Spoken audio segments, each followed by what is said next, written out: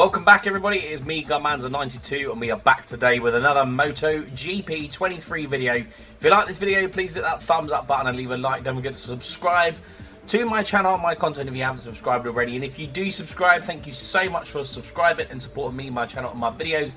And don't forget to hit that all-important notification bell so you don't miss any of them as they drop onto YouTube. So yes, here we go. Continuing our Moto3 season, heading into round 4. I believe round 4. Questioning myself now. I believe it's round 4. Can't really look. Yeah, round 4, so it's up the top there. So, anything on the MotoGP will be sorted out last time round. Looks like we're going to be in a little bit of a rivalry of Ortola coming soon. So yeah, for this one, we've got our performances convincing CFMOTO with finishing the race in front of Ayumu Sasaki might result in an additional support from the manufacturer. So, with a bit of luck, our manufacturer, of course, being KTM, which we are sporting the t-shirts today. With a bit of luck, if we can beat Ayumu Sasaki in this race, we've got good stead to be somewhere good with the manufacturing of KTM. So, potentially a better offer for Moto 2 coming up. Could we get the IO KTM team? That would be pretty cool. So we've got 5 races. 1, 2, 3, 4, 5 races until the summer break, where it looks like the market opens, where you can start talking about your future in the next season. So we are going to get straight down to Jerez then. We've got a wet practice 2. Practice 1 is going to be cloudy and sunny. Glorious sunshine for the race this time round, so maybe a little bit of a better race coming. But yeah, let's get straight into the weekend and see how we can get on. I'm not going to say what I normally say, because I quite like Jerez. That's all I'm going to say. I normally like Jerez. With a bit of luck, we can do quite well around here rather quickly, rather than struggle through qualifying and practice. But we shall see. Obviously, we've got variable conditions for this first session. Again, I'm going to go out to a medium and a hard first, just to do as many laps, get used to that. I've just equipped it a wet tyre. Definitely don't want a wet front. Yeah, just means you get to go out onto track, do as many laps as we possibly can, running in Power Mapping 3, of course. And yeah, that's pretty much it. So we've got to convince our CFMOTO team that we can get some additional support from the manufacturer by beating Ayumu Sasaki. And of course, our team objective is to finish in top 10. We would like to be on the podium for most races and potentially qualify on the front row to try and give us the jump that we need to get into Moto 2 and to get a decent ride in Moto 2 as well. That's the important thing. So, I'm going to get straight out to track. I will catch up with everybody once we have finished practice and we are heading into qualifying. Okay, so we've got some decent pace round here. You can see a 159.5 there, Diego Moreira a 159.5, Daniel Algado 149.8, Ayumu Sasaki down in 7th with a 150.1 so far. However, our quickest time is a 149.3, and my 149.5 lap was the only lap we set in practice 3, so we didn't really need to go out again. Wasn't my best lap. We were following around Ivan Ortola and went wide in a couple of corners, so especially the hairpin going down into the back, or from the back straight. So still a little bit of time to gain to get us that 149.3 that I think we could probably replicate. So yeah, let's hopefully be on the front row for qualifying again, put us in good steps for the race. Of course, we've got better conditions for qualifying as well. Again, someone I noticed, we did use the hard rear, and the hard rear wasn't warming up. I'm going to hope that that's to do with the conditions on track. It was a practice 1 we tried, and it wasn't the best conditions. So, anyway, we are joined by our teammate, Avi Artigas there, and of course, Ayumu Sasaki is in that as well, but we are joined from Q1 by David Munoz, Stefano Neppa, Colin Vieira and Filippo Furloin. So, like I said, we're going to stick a fresh set of softs on. You can see we haven't really done many laps because we haven't really needed to. A track I quite like, so Not really a surprise that we've got pace around here, but yeah, I'm going to get straight onto track. We've got 0% chance of rain, so let's get onto track and see what our quickest lap will be. Hopefully it'll be my first lap. That would be quite nice, but we shall see. Okay, so we approach the exit of the penultimate corner. We come down into the final corner to start our lap. Now, first lap, Ayumu Sasaki got in the way after exiting the pits. So unfortunately, that isn't something that Milestone have managed to sort yet, that when a rider exits the pit lane, they don't race on the racing line if you're behind them. Now, I could slightly understand if they were doing it into the final corner and getting themselves ready for their first flying lap, but F1 has it. If they come out of pit lane and you're on a quick lap and they're behind, or you come up behind them, they will move out your way. Unfortunately, that isn't something they've got on this game just yet.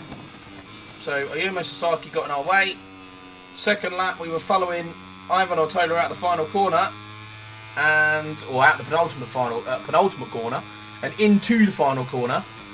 He broke a lot earlier than what I was expecting him to break, so we ended up having to abort mission and almost taking the long lap penalty line just to get out of his way. Which I have a feeling this KTM that is in front of us is going to get in our way as well as we enter these last sections of this racetrack. A little bit wide there.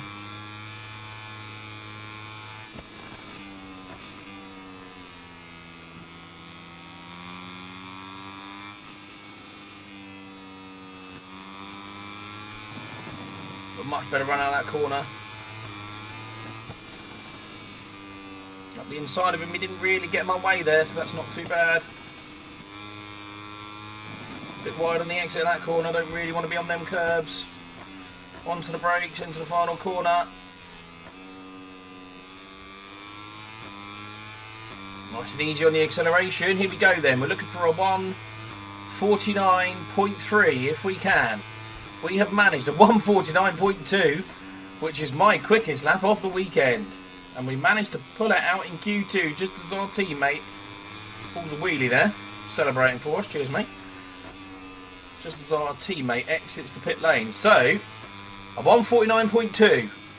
Is the AI going to get anywhere near it? Now, we know they can. They can get near that. So, we'll leave it down to the AI. There's no big names within the top 8 just yet. So, we shall see what sort of lap times the likes of Diego Moreira and Danny Holgado can do in this Q2 session. Okay, so, weird one. They didn't actually manage a 1:49, which is strange, because the two of them at least could definitely do a 1:49. So we have claimed pole position in what's probably my favourite track, so I'm not really arguing. It's just a little bit weird that they managed the time in FP3, but didn't manage it in qualifying. A bit strange. Maybe conditions helped, potentially, but I wouldn't have said the track temperatures were that different. Although it was a sunny practice 3, it was early, so the track temperatures shouldn't have been as warm. So let's have a look at our tyres. So I think medium front. Now the hard rear. Now I have a thing with the hard rear. We tried it in practice 1. And it doesn't warm up. Now, it says that with temperatures higher than 111 Fahrenheit, it is recommended you mount the hardest. Temperatures below 91 is preferred to mount the softest compound. A special medium compound is available for rain. Now, because it isn't 111 Fahrenheit, I'm going to go for a soft rear. I know we might have to do a little bit of managing that rear tyre, but I do think that's probably the best option. We're going to go with traction control 1, engine braking 1, power mapping of 3. But yeah, we're going to go with that soft rear. I don't like the way the hard rear doesn't warm up, so I think that could cause us some problems during a race. But I think we are going to have to manage that soft tyre a little bit better. So yeah, here we go then. Full fuel, medium front, soft rear. Let's see if anybody else, Masia has opted for the soft rear. Diego Moreira going for a soft front there. A lot of medium hards. Dennis Onchu, soft fronts. Stefano Nepper and Colin Vieira, medium and softs. Scott Ogden going for that soft front. And Arano Carrasco going for a soft. I think she's going out on qualifying, so she's looking to come forward.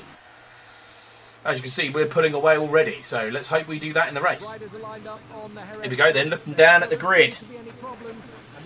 Only soft front. We've got Messia behind us with a soft rear as well, so let's go for it.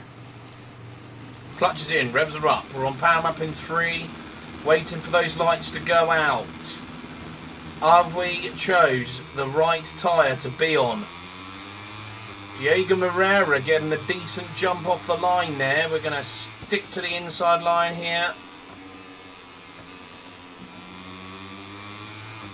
I was going to try and attempt a little something. Switch it back down to power mapping 2.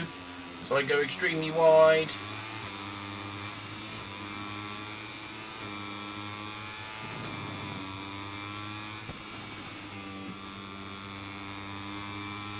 Really want to have to push this early on this tyre, but we're going to have to keep up with these boys in front for now.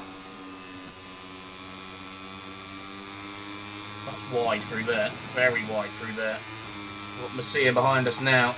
We're using power mapping 3 down here just to keep in front of him. They've braked considerably early, so we are going to attempt a little bit of a lunge on Diego Moreira there. Pick up the track limits warning for going a little bit wide, getting onto the green.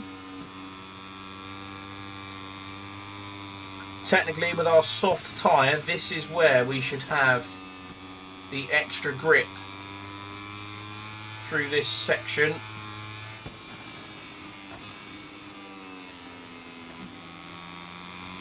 Tip it in a little bit wide there.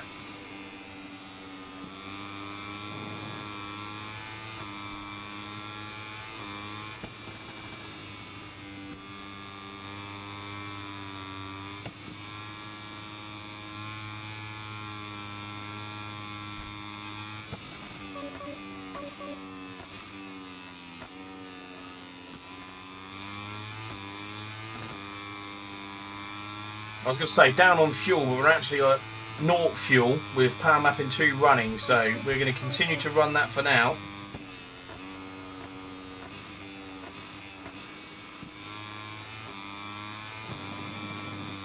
Diego Moreira almost a second behind us now with that hard rear tyre. Obviously we went for the soft rear at the moment. At the moment it is bearing the better choice here. Saying that, Messia is also on the soft rear and he's being overtaken by his teammate who isn't. So he isn't feeling that the soft rear is going to do anything. But is he managing his tyre a little bit? Probably better than we are, to be fair, but we shall see. Gaps up to 1.2 seconds. I didn't like the way that practice 1, the rear tyre didn't get hot. I'm also not keen on the fact that it said about 111 Fahrenheit. Or higher than 111 Fahrenheit, you should use the hard rear. And for below 91, you should use the soft. Well, it seems we don't have the medium compound with these Moto 3 machines. We went for the soft tyre. Might mean we have to be a little bit more gentle with the soft. But at the moment, it is choosing the better fit. Messia, I'm keeping an eye on Messia just because he's the other one with the soft rear tyre. So he has managed to get past Suzuki now. Ayumu Sasaki is 2.7 seconds behind us. And I believe he chose the hard rear. So I'm going to have to use a little bit of rear wheel to get around there, mate. Oh, Daniel Holgado's got past Diego Moreira now. He fancies a chance just as the gap gets to 2.3. 1:49.8 is our quickest lap of the race so far. Not a bad lap at all.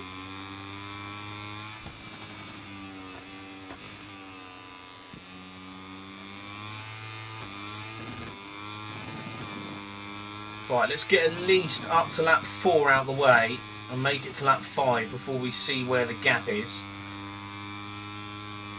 Messia has made it through to second. Is Messia going to be able to close the gap down on us?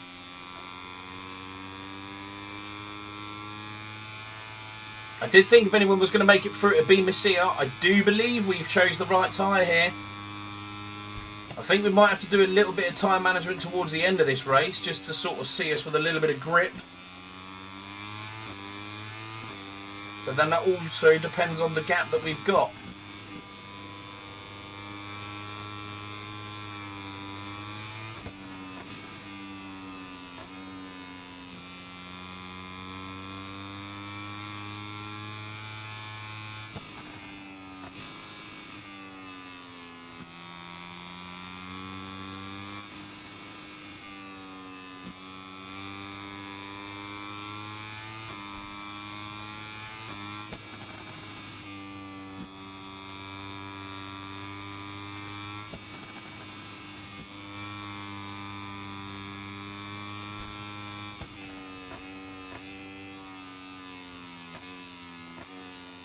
Final corner, round the final corner and out of the final corner.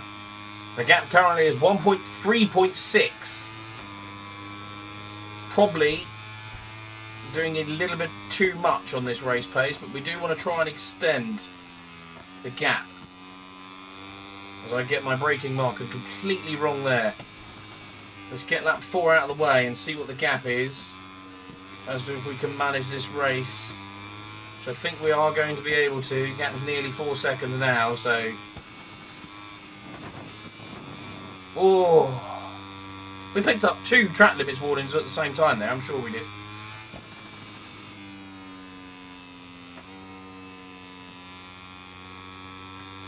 Got to be a little bit easier on that right-hand side tyre, I think. But at the moment, the tyre wear for the rear is almost keeping up with the tyre wear on the front, so not all that bad.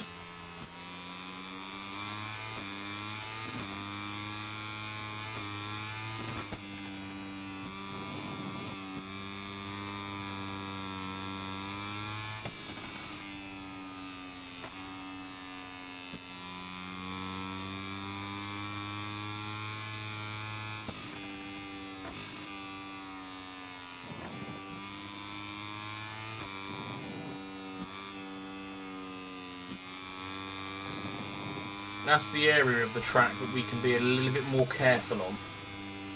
This last sort of half here. If we could just be a little bit more easier on the rear tyre there, I think we could be okay.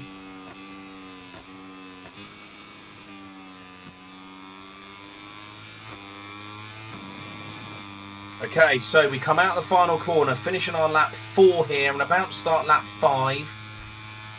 That was a 151.8, so we need to be a little bit quicker than that, I think. The gap's 3.4, so we shall see. We're just about to start lap 5. I've got a lap of extra fuel if we need it. We are hoping we don't.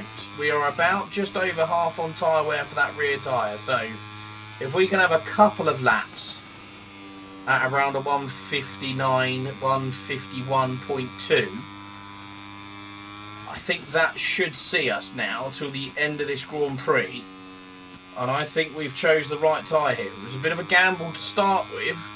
Team recommended a hard tyre, so Diego Moreira, it is Diego Moreira, sorry, yes, Diego Moreira is battling with Messia, so that is going to slow him down as well, which is obviously going to help me out. But I am going to get my head down and try and manage this race a little bit. Not a little bit better, we're managing it quite well actually, but we're going to try to continue to manage this race to the best that we can to try and bring this rear tyre home, even though it is a soft. I am surprised that Messia has managed to get to the front of his little pack and not be able to pull away. I would have thought with his soft tyre as well, we would have had something else on the hard tyre users. But, yeah, I guess we shall see. I'll tune back in with everybody if we've either made a mistake and somehow lost 4.3 seconds, or hopefully towards the end of this Grand Prix, where we are still managing this race and have some rear tyre left. Okay, so we are entering the final corner now of our penultimate lap. We come out of that corner, a little bit of rumble curbs there, or rumble on the curb, should I say. But we have managed to consist our pace to save the rear tyre and not really lose much time on the AI. Now, we seem to lose a bit of time around the last sort of half of the lap, but make it up on this first part of the lap. Lose a little bit of time into this corner on the AI. Couple of attempts here. But what we lose here, we gain down this main straight. You see it coming down a little bit there. But we do gain it back as we come down this main straight and onto these braking markers here. As the AI brake a lot earlier than what you actually have to, but that's what they do. But yeah, so safe to say, soft rear was the right option.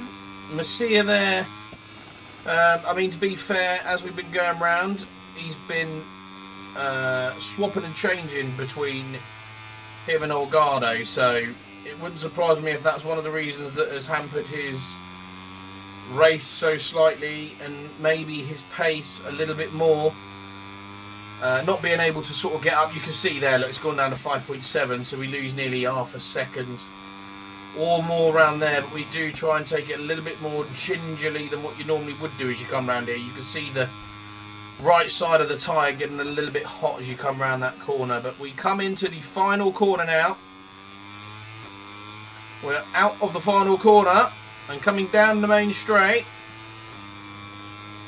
and we are across the line as we take the checkered flag.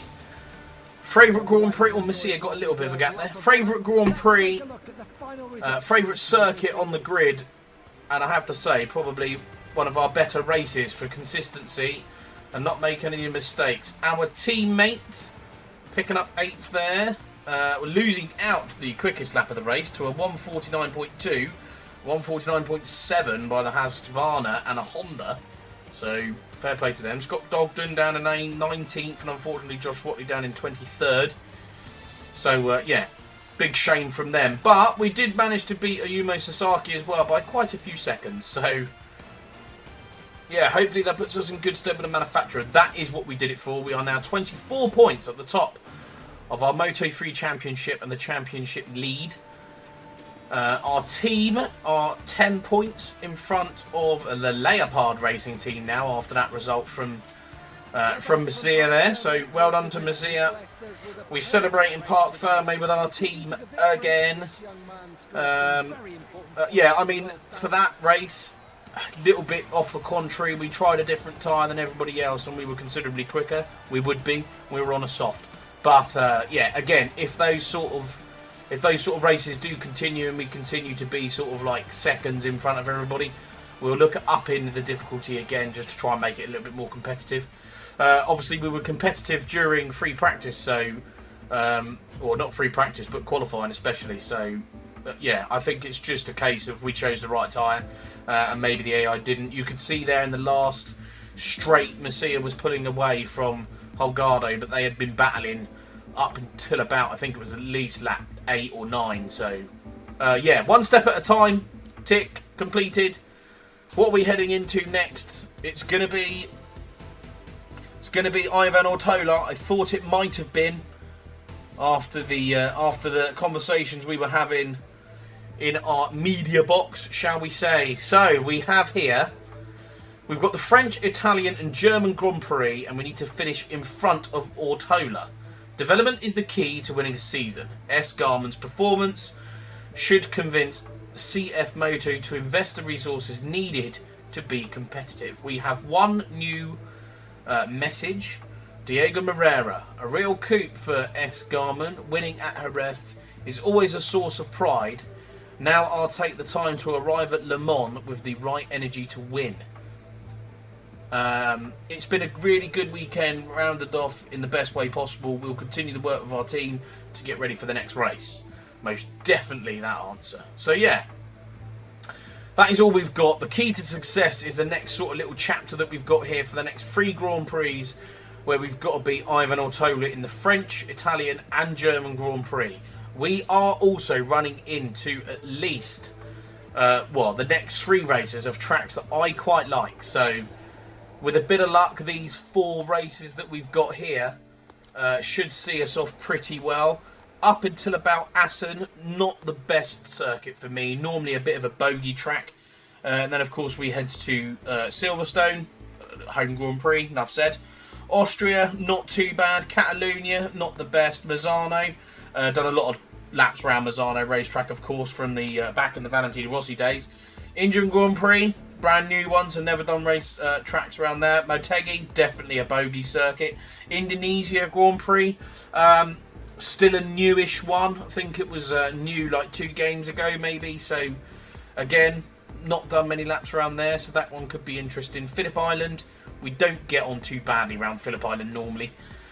Then we head to the Thailand Grand Prix, not the best. Malaysia, again, not the best. Qatar, not too bad, done a few laps around there.